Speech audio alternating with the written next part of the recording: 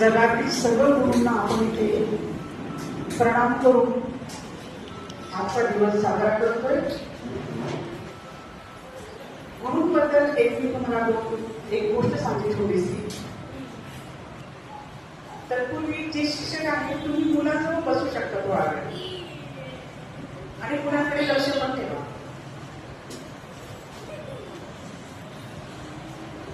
भारतीय संस्कृतीत पूर्वी गुरुकुल पद्धती असतात.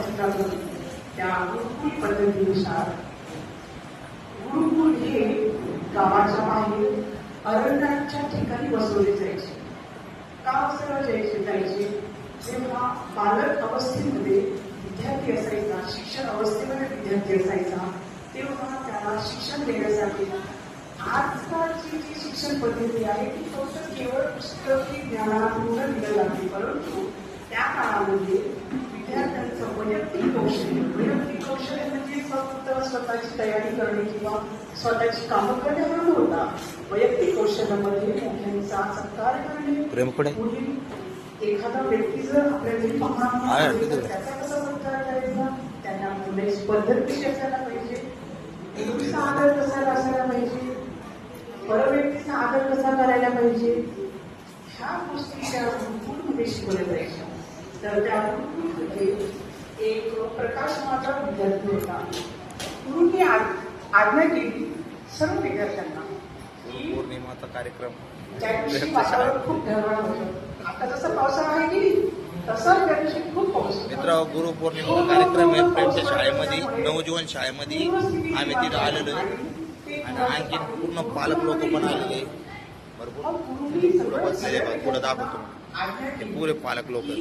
अरे असं जर पाऊस आपल्या आश्रमात येत राहिला तर पूरस्थिती निर्माण होऊन आपल्याला किंवा आपल्या जीवाला धोका निर्माण होऊ शकतो. तर हे पूर येतो कुठून हे थोडं पूर बघून या विद्यार्थ्यांना. म्हणून सगळ्या शिष्यांना गुरुंनी अरण्यात पाठवलं आणि ही स्थिती कुठे उद्भवली आहे ते बघून येण्यासाठी सर्व विद्यार्थी बाहेर पडले.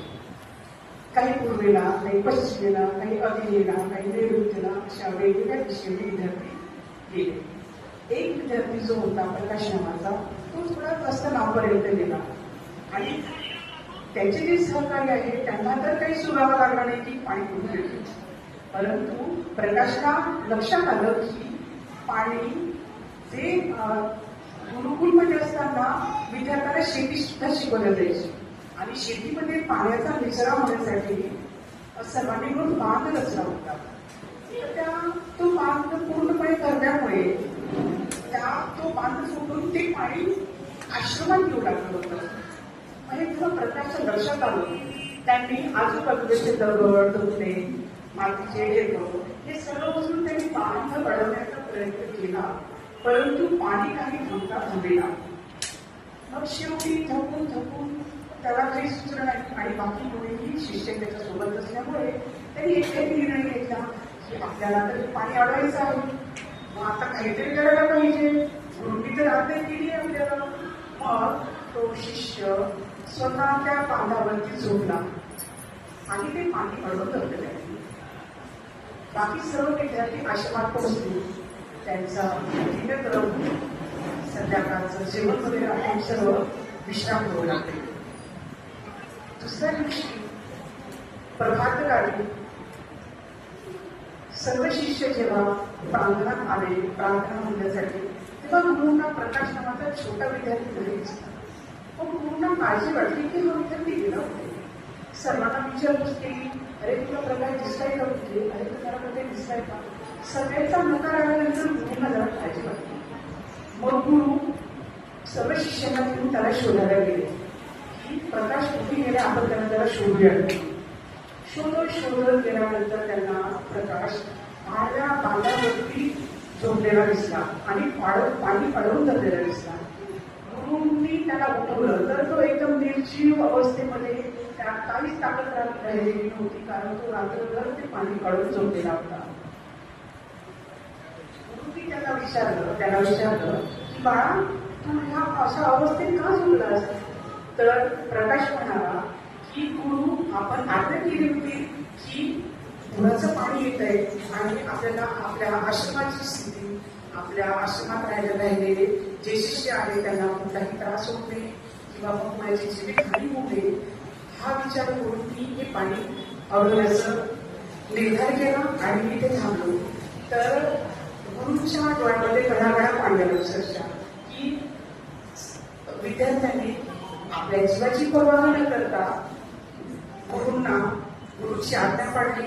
तर एकदम मन भरून आले त्यांचे आणि त्यांनी त्यांना प्रत्येक पीठीमध्ये बोलणार म्हणजे हे सांगण्याचं तात्पर्य हे आहे की विद्यार्थ्यांना जेव्हा सूचना करतात विद्यार्थी तेव्हा त्या स्थितीमध्ये असताना कुठल्याही चांगल्या वाईट गोष्टीचा किंवा स्वतःच्या जीवाची पर्वा न करता तो गुरुची आज्ञा पाळण्याकडे जास्त लक्ष देतो आणि ते सिद्धही करून दाखवतो की आपण गुरु आहात आणि शिष्य आहात आणि हे माझं काम आहे. गोष्ट कळाली का मुलांनो? आम्ही पण सांगितलेलं काम तुम्ही एकदम छानपणे करता की नाही. आता 2 मिनिटांपूर्वी मी तुम्हाला सांगितलं एकदम शांत बसा. खरंच विद्यार्थी तुम्ही एकदम शांत बसले की नाही म्हणजे गुरुचं तुम्ही ऐकता. घरी पहिला गुरु आहे आईचं पण सकाळी शाळेत येतपर्यंत तुम्ही सर्व ऐकता. प्रेम बसला ते आई सुद्धा पाहता इकडं शिक्षक आणि गुरुविषयी शिक्षकांविषयी अजून एक गोष्ट मला इथे सांगावीशी वाटते. पु ल देशपांडे लिखित लंडन निघालं वरात निघाले लंडनला ही